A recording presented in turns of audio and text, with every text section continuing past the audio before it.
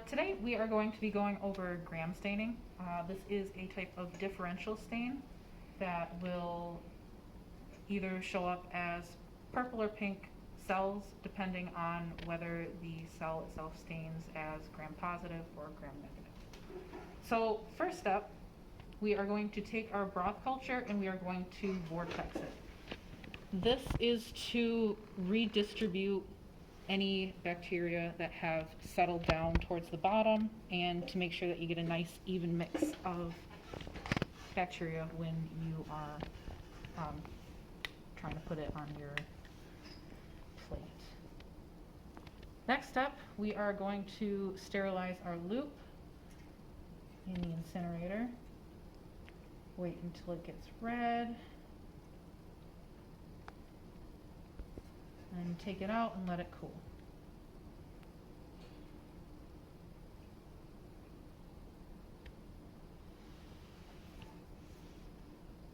Alright, today we are going to be making slides for both E. coli and S. epidermidis.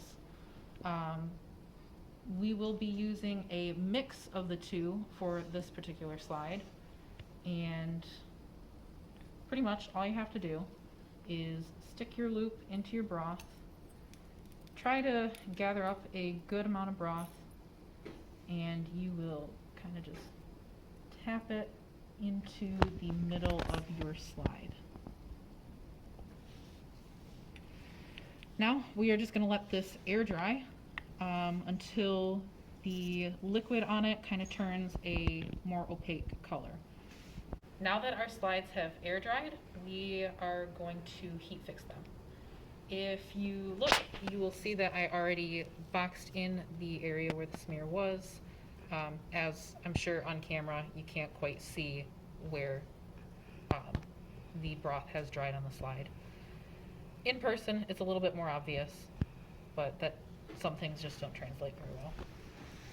Now, to heat fix, just like the direct and indirect stain video, we are just going to hold it over our incinerator, right where you can feel some heat coming off of it.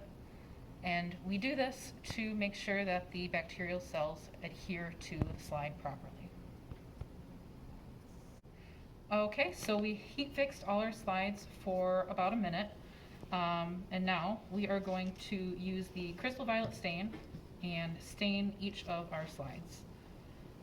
After we apply the stain, we will let it sit for a minute.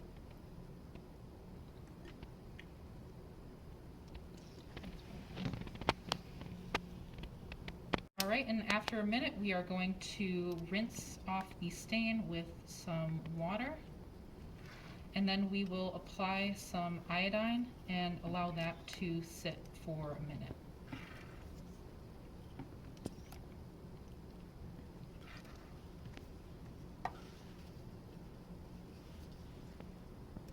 Now, we use the iodine because it will react with the crystal violet stain and form a complex within the cells themselves. Alright, so after sitting for about a minute, we will rinse off the iodine with some more water, and then we will begin the decolorizing step. Now, for the decolorizing step, we will be using 95% ethanol. And when doing this step, you want to take care to not over decolorize it. So I typically only do this for about 10 to 15 seconds maximum. And what we are looking for is seeing a color change. So we will apply the ethanol and let it run down and off the slide, like so.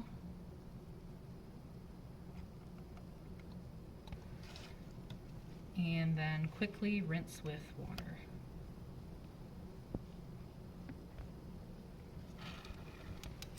Alright, and then I'll just go and repeat that for the other two slides.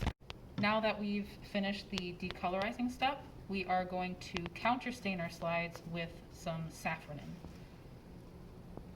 This is just applying it to our slides and we will again let it sit for about a minute.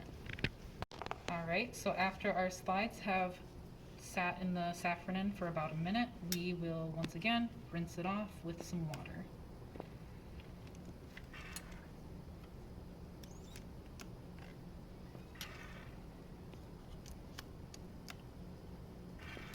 Alright, and then we will use some paper towel to set our slides on and blot dry any excess moisture. And then they should be ready for viewing under the microscope.